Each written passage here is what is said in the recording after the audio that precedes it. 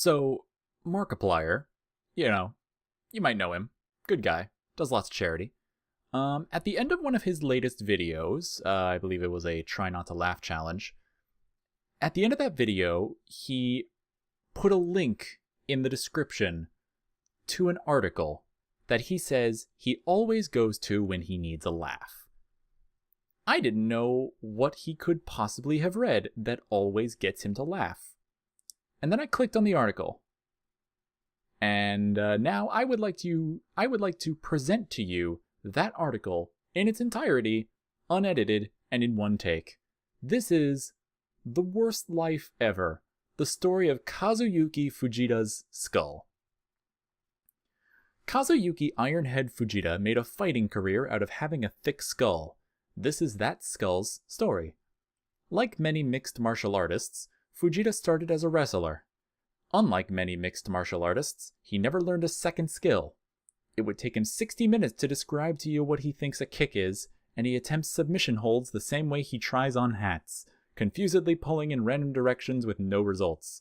That's because his skull is measurably thicker than a normal skull.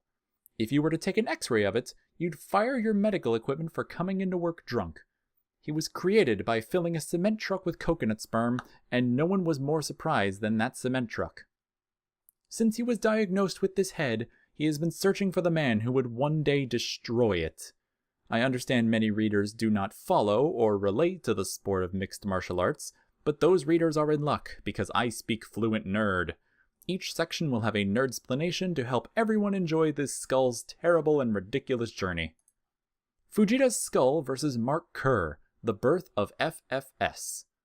In Fujita's fourth professional fight, he faced 260 veiny pounds of world-class wrestling and emotional issues named Mark Kerr.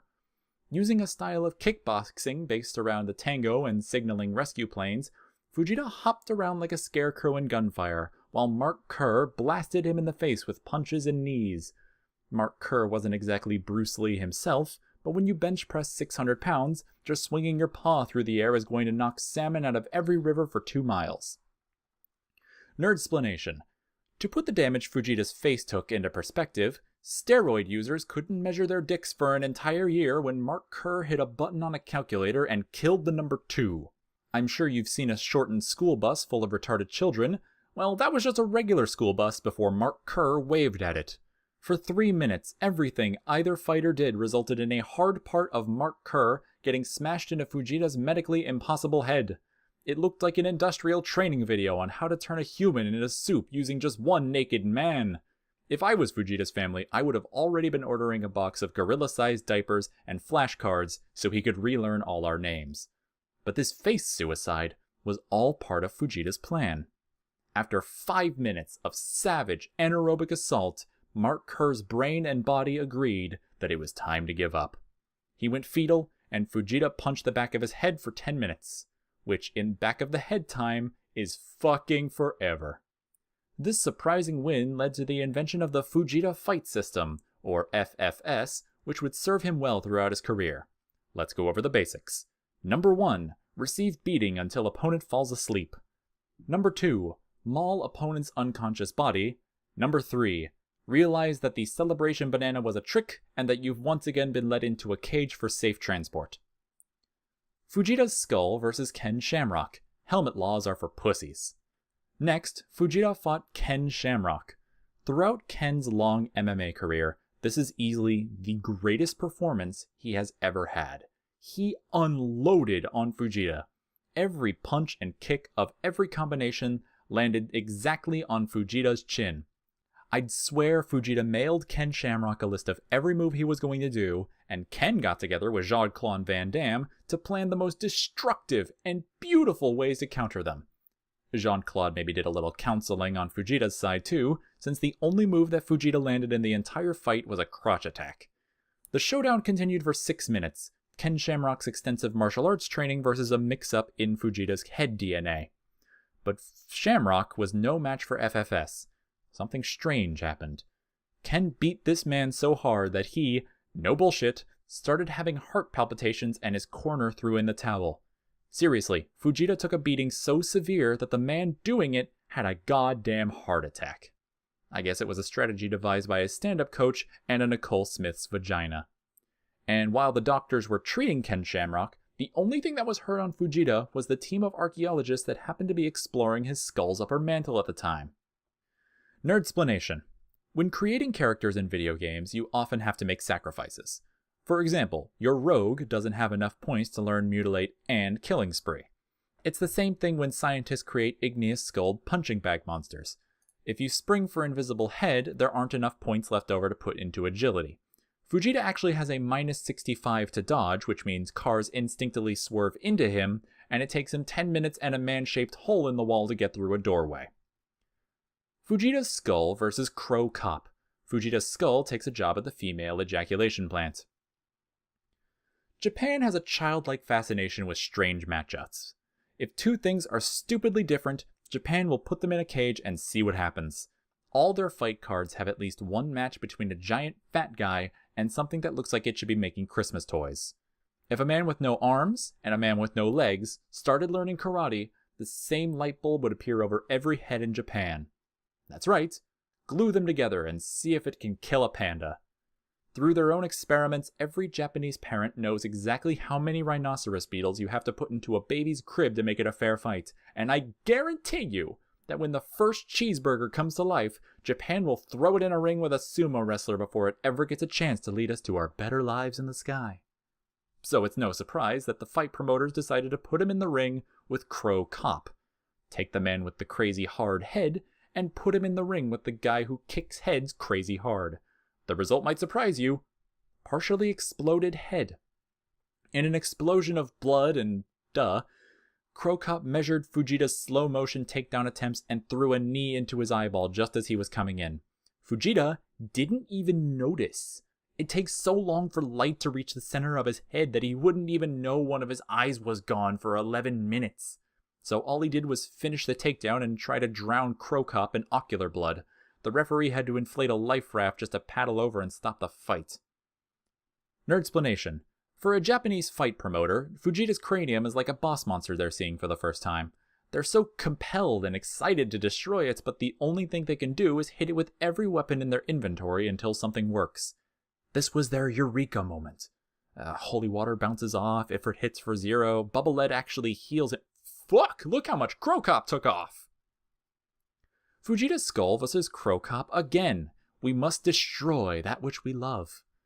After engineers designed a needle capable of it, they stitched Fujita's skin back together and he was given a rematch against Crow Cop. Fujita should win this one, right? I mean, what are the chances that something with almost 100% certainty will happen twice? In what took him 29 seconds, Fujita watched the 18 seconds of the first fight carefully and devised the perfect plan to defeat Crow Cop. Exactly the same thing. He charged in with takedowns and Crow Cop countered him by kneeing him in the head. But instead of taking them with the front of his head, he blocked them with the top of his head. For crashing knee after crashing knee, Crow Cop's giraffe legs were screaming for Fujita's spine to become paralyzed, and the fucking thing was too stupid to understand. FFS doesn't work against Crow Cop. Instead of throwing frantic combinations, Crow Cop likes to take his time and throw one big kick that only gets described during a eulogy. You can't tire him out or give him a heart attack by pretending to be a soccer ball. The only thing Fujita's invincibility did for him in this fight was let Crow Cop's knees manufacture cubic zirconium against his forehead until time ran out. Nerdsplanation. Imagine for a second that Scooter, the GoBot that turns into a scooter, fought the Constructicons. If moments into the fight, the Constructicons formed Devastator and stomped on him, you'd be surprised at how simple and unsurprising it was. That's what this fight was like. No one could have predicted that every single obvious thing we expected would happen. Fujita's skull versus Fedor Emelianenko, A New Hope. By this point in his career, the world now knows that Kazuyuki Fujita only has two assets: a clumsy takedown and a force field where his brain's reflexes should be. So, Pride Fighting Championships decided he was ready to take on the best fighter in the world, Fedor Emelianenko.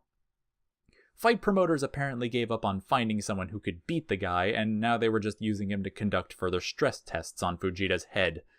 They were sure that Fedor would be the thing to finally crack it open and allow evil scientists to reverse engineer his remains, almost certainly to grow a more durable sex melon and unkillable robots to fuck them. Then Fujita did something that surprised even him. He almost won.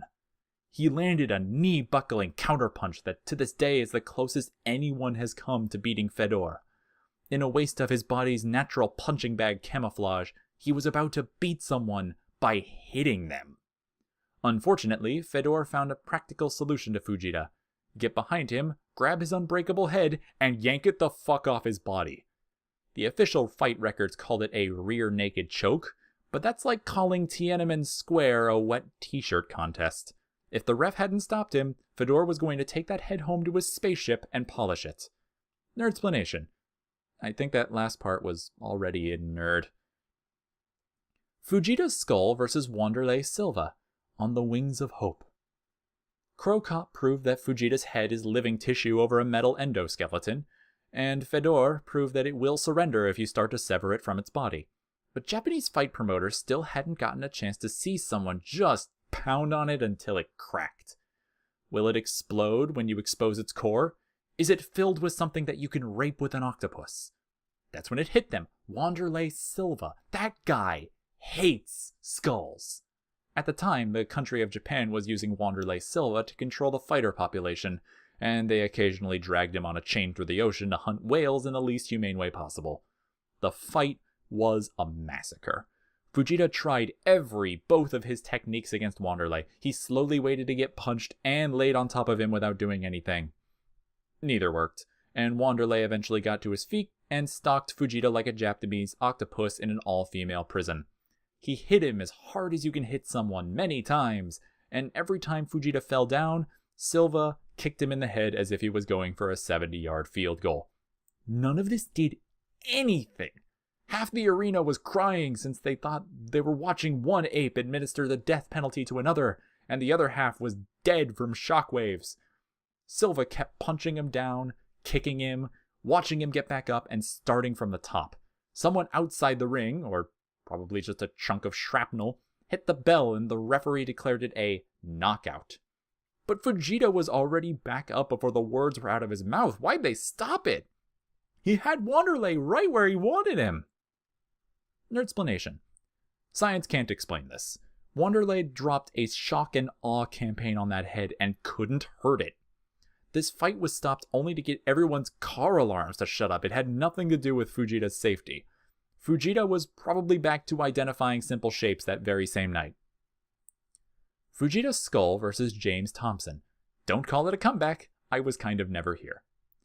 James Thompson is an imposing figure. So imposing that during the stare-down, Fujita admired his abs and groin area and gave him an approving thumbs up. It was unprecedentedly inappropriate, but there was a science to this flirting. FFS works a lot better if your opponent comes at you in a completely incoherent, homophobic rage. And James Thompson did. Thomas manhandled him, hitting him with hundreds of unanswered punches and knees. He was going to prove he wasn't gay, even if he had to thrust every last bit of his vitamin-supplemented shirtless body against Fujita's beast-like hide. It probably smelled like a leather smoothie, but gayer than that sounds. Nerdsplanation. After taking an 8-minute beating that mocked mankind's entire understanding of physics and medicine, Fujita started throwing his own punches.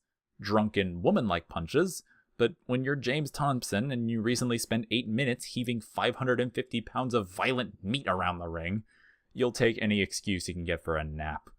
By this point of the fight, Fujita could have screamed boo and knocked him out, but he had to save his voice. He had a screaming date with Lou Ferrigno later. Fujita's skull versus Alistair Overeem, the final crusade.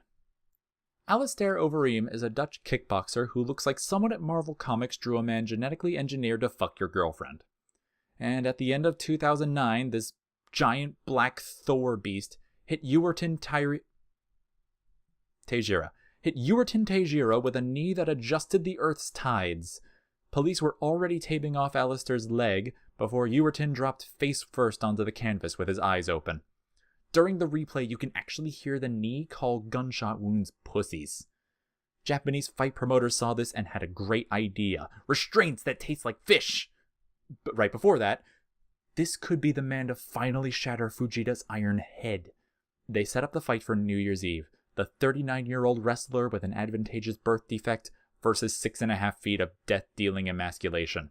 This wasn't just a battle between genetic perfection and someone born out of head sorcery. It was probably Japan's last chance to experiment on this skull that had given them so much joy and baffling medical data over the years. Just short of the literal definition, the fight began with Alistair beating the shit out of Fujita. Kazuyuki Fujita has been in a constant state of what you and I would call near death for 10 years, but this is the first time I've ever seen him look scared. After Overeem lands 2 knees, Fujita backs into the corner and sheepishly tries sneaking out. Alistair punches him back into the corner and lands a 3rd knee that I swear lights on fucking fire before it impacts. Fujita goes down. Here's the crazy part though, he doesn't get back up. He stays on the ground, holding his head as baffled as the rest of us. I have a theory that the previous 17,000 blows to the head all gave him amnesia, and this one Looney Tunes bonk gave his head all its memories back. Japan finally got what it wanted. Only there was no candy surprise inside Fujita. There was no tiny pilot demanding to know why you humans broke his ape ship. Just a guy with a decade's worth of fist craters and bad decisions catching up to him all at the same time. It'd be almost tragic if you could look away from the slow-motion rippling of Alistair's muscles in the instant replay. Nerdsplanation. In the Secret Wars, the Human Torch was being choked by Ultron, a robot completely encased in adamantium. Obviously, fire doesn't do much against any metal from the coolnamium family, so Torch went Nova, so he would at least look awesome as he died. However, Ultron stopped. His shell was intact, but the Nova flames melted something important inside him. I think that's what we're dealing with here. Alistair couldn't figure out how to crack Fujita's skull, so we simply hit it hard enough that everything in it turned to liquid. One would imagine that we're talking about a brain, but remember, this is the same man who fought all these terrifying people with his face alone. Would a brain come up with that plan? There's still so much we don't know. I say we go back to the drawing board with the Fujita skull experiments, Japan. I miss them already. Whew, that was a ride, wasn't it? Say, if you liked what you heard here and you want to see more, go ahead and hit the subscribe button and you'll be notified whenever I come out with anything new, either something I wrote or weird shit like this. And hey, if you like the video itself, just go ahead and leave a like and maybe put a comment down below if you have anything specific you want me to read next. Thanks for listening.